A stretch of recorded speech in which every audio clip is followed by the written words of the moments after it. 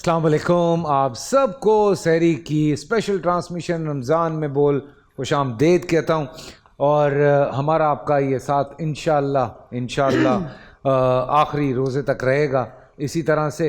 और हम यही कोशिश करते हैं कि मुख्तलिफ़ टॉपिक आप लोगों के सामने लाते रहें, कुछ आम ज़िंदगी के कुछ ऐसे मसाइल जो आप जानना चाहते हैं या कुछ सवालात जो आपके ज़हनों में घूम रहे होते हैं, उन सवालात को हम आपके सामने लाते रहें। बहुत सारे सवालात हमें थ्रू इंस्टाग्राम, यूट्यूब मुझ तक पहुँचते हैं और मैं कोशिश करता हूँ कि वो सवालात यहाँ पे हमारे जो उलमाए कराम हैं उनसे पूछे जाएं और उसके जवाबात जो हैं वो भी हम तक पहुँचते रहें। आज का भी जो हमारा मौजू है बड़ा ख़ास है, बहुत ख़ास, बहुत अहम मौजू है, बिकॉज़ वो शुरुआत है और वो शुरुआत ऐसी है कि जो सारी शिकायतें हमारे इर्द गिर्द होती हैं वो उसी मौजू से जुड़ी हैं।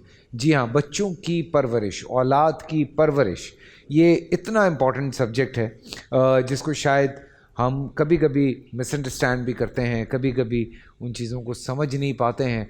बहुत छोटी छोटी सी बातें होती हैं जिन पे हम लेके चलते हैं। जैसे अगर हम साइकोलॉजी के हवाले से बात करते हैं तो कहते हैं जी आप बच्चे को क्रिटिसाइज़ ना करें, बच्चे का कॉन्फिडेंस जो है वो कम होता है उससे। बच्चे को जब आप बहुत ज़्यादा क्रिटिसाइज़ करते हैं, हर चीज़ के ऊपर आप बच्चे को क्रिटिसिज्म के बीच में डाल देते हैं कि ये इस तरह से तुम कर रहे हो, ये सही नहीं है, ये इस तरह से कर रहे हो, ये नहीं है।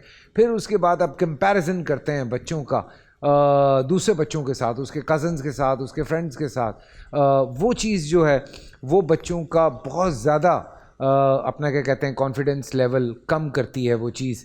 फिर उसके साथ साथ बच्चों के ऊपर जो हम बहुत ज़्यादा सख्ती करते हैं, बच्चों को जिस तरह से मारा जाता है, बच्चों को जिस तरह छोटी छोटी बात पे डांटा जाता है, वो बच्चों का कॉन्फिडेंस। तो क्या एक ऐसा तरीक़ाकार है जिसमें हम बच्चों को अपनी औलाद की परवरिश जो है वो भरपूर तरीके से भी कर सकें? बिकॉज़ देखें, बच्चे सीखते किससे हैं? सबसे पहले ये एक बहुत बड़ा क्वेश्चन मार्क है।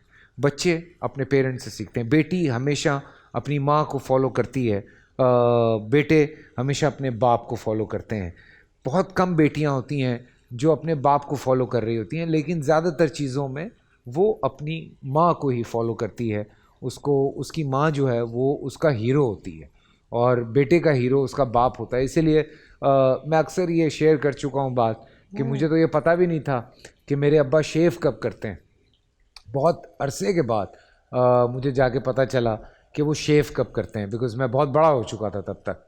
तो वो बच्चे से रेज़र तक को जो है वो मुझसे वो छुपाया करते थे कि अगर मैं उनको करते हुए देखूँगा तो मैं, जाहिर सी बात है, उस रेज़र का इस्तेमाल मैं भी करने की कोशिश करूँगा जब वो मेरे दस्तरस में आएगा। तो ये बड़ी इंपॉर्टेंट चीज़ें होती हैं छोटी छोटी जो इंसान को बहुत कुछ सिखाती हैं औलाद को। पर चलें आज के इस मौजू पे जब हम आगे बढ़ेंगे, अपने उलमाए कराम से पूछेंगे। पूरा साल इंतजार था मुझे इस रमजान में। 30 दिन 6 टीम्स, 12 कंटेस्टेंट्स और कैश का पार्ट।